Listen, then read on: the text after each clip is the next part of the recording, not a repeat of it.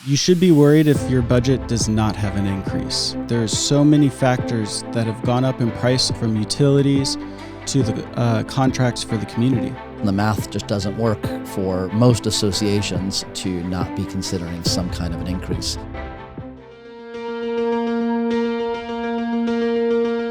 Most people are not equipped to understand the seemingly endless facets of an HOA. That's why we're here, to help you become uncommonly prepared to serve your HOA. Whether you're a board member or a manager, join us in the Uncommon area. Welcome to the Uncommon Area. I am Matthew Holbrook, and this episode is all about budgeting. And joining me to talk about homeowners associations and their budgets for the year 2022, or actually looking forward into the year 2023, is Ryan Darby, Regional Manager for Action Property Management. So, Ryan, I know that you've been really involved in helping a lot of boards think ahead and plan towards their next fiscal year and how to take into consideration all that's happening economically in the world and what we're seeing happening for homeowners associations. Kind of what's your opening statement that you make to boards as they look ahead and consider what they're doing with their budgets for the next fiscal year? Yeah, so the biggest thing to look for this upcoming fiscal year is that you should be worried if your budget does not have an increase. And the reason being is that there's so many factors that have gone up in price over the last 12 to 18 months that a lot of the current budgets are over budget as a result of the cost increases from utilities to the contracts for the community. Right. So we're just seeing costs going up all over the place, and the math just doesn't work for most associations to not be considering some kind of an increase. Not the best news to be starting off a podcast talking about, but we do want boards to be prepared for the reality, and I think most people at least intuitively understand that.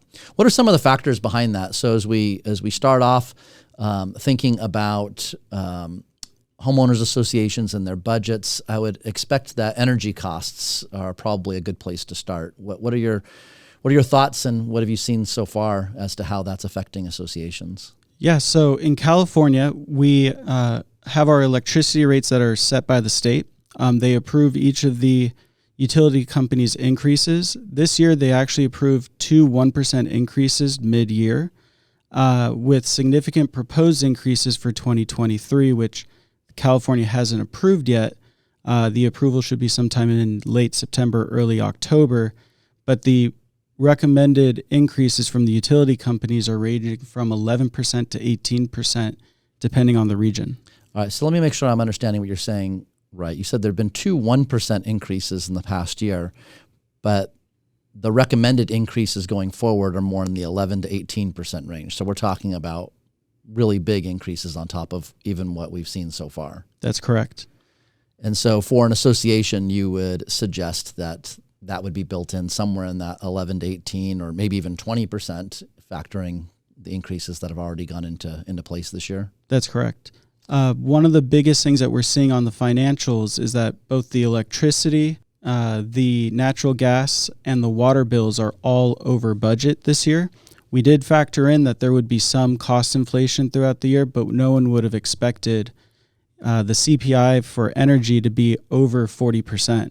Yeah. So the energy costs are a huge part of the equation. I should note we also have an episode on the Uncommon Area just talking about how to pursue energy savings, and probably like never before, that's really important. So anyone who's interested can check out that video as well. And some communities have swapped out their fluorescent to LED or their other bulbs to LED, and it has delivered significant savings, but a lot of those savings are now being eaten up by the increase in the utility rates. Sure. So electricity costs are going up, and we're seeing that across the board. Does that impact any other energy costs in any other kinds of ways that should be considered? Yes. So one of the components of the utility budget is natural gas. There's equipment such as pool equipment, boilers that are at the communities that utilize natural gas to generate the electricity, as opposed to having an all-electric component. And year over year right now, we're seeing 118% increase in the cost of natural gas that's charged to the association. That is a significant increase year over year, and why a lot of the financials right now for natural gas are way over budget. So that's something that needs to be factored in going forward. Any other utility or energy components that should be considered? Yeah, so for water, a lot of the water rates are already set for next year. However, the discussion amongst the utility companies that provide the water is instead of giving a bigger increase, reducing the water allocation, which means while you're using the same amount of water year over year and you might be in the lower tier for your water consumption rates, they're going to lower that so that they can charge you a higher rate for the tier 2, tier 3.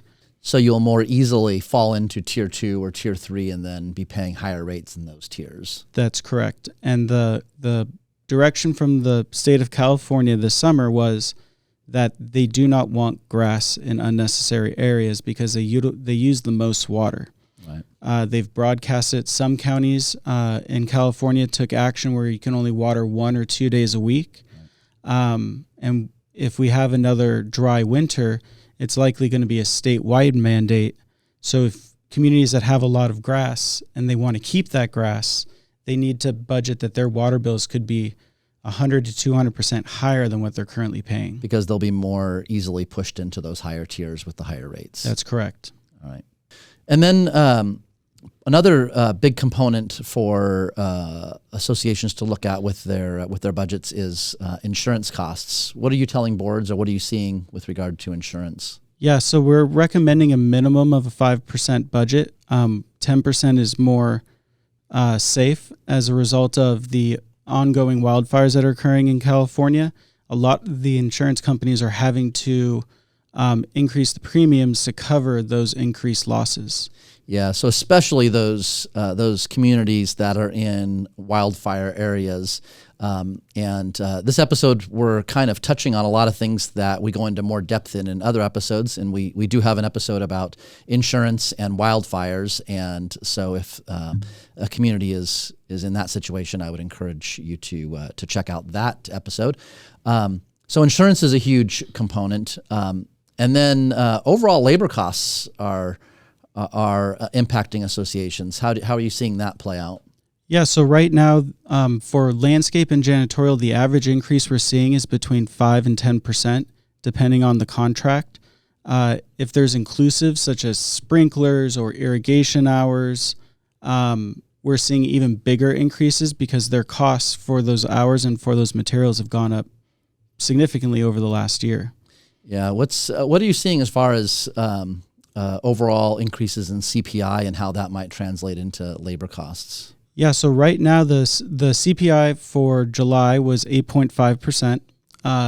The previous month it was 9.1%, which are substantial increases that we haven't seen since the 80s, which are reverberating through the economy on a for employees of these vendors, but also for the materials and other services that they provide. Yeah, it's not simply just the labor, but somebody has to do the labor to prepare the materials, and so that those costs get passed on. And then also that relates to associations that have on-site employees or have on-site management company employees.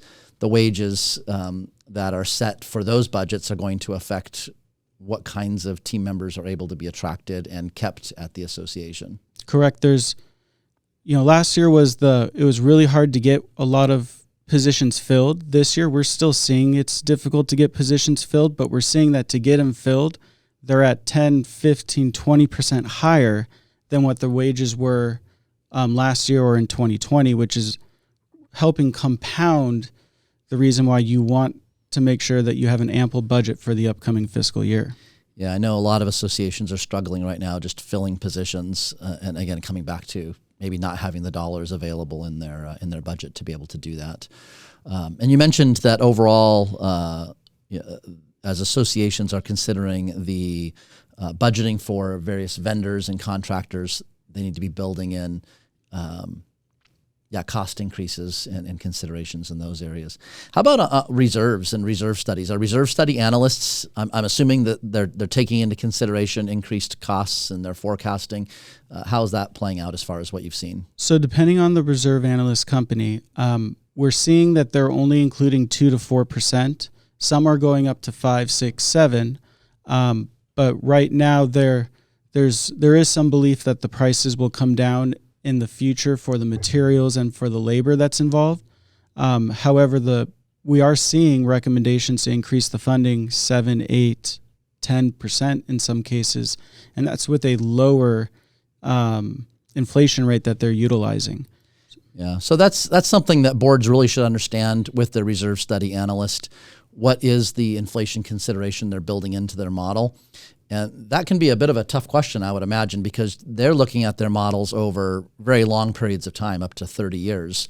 And so thinking that our current situation isn't going to continue for the next 30 years, but what's the right rate over that long period of time? Yeah, and that's why there's such a big difference depending on the firm, is because some believe that this is the new pricing, that we're not going to see these prices recede in the next couple of years, while others believe that we're going to see even bigger increases as a result of inflation and some of the policies that are being put into place within California and in the United States.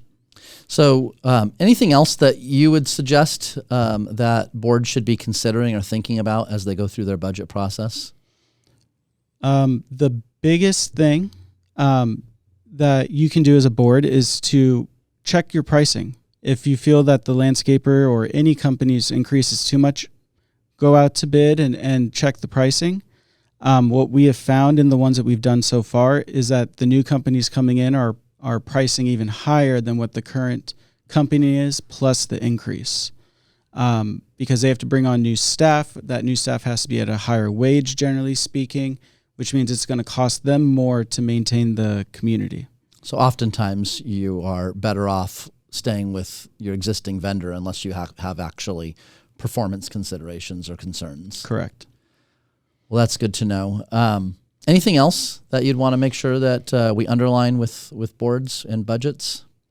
So at the end of the day, I strongly recommend that if you have a budget that is recommending no increase, that you really dive into the numbers, because the inflation across the utilities, across contracts, even materials have gone up significantly. So unless you have a big overage on your operating account this year, you really should be having some sort of increase to help offset these increased costs. All right. Well, thank you very much, Ryan. Really appreciate your feedback and input, and I hope that's helpful in considering your budget for the upcoming year. I know this is not the most positive news, but we want to be realistic and to help you prepare effectively for preparing your budget. So we encourage you to continue looking for other episodes of the Uncommon Area where we dive into other topics relevant to homeowners associations. Thanks for watching.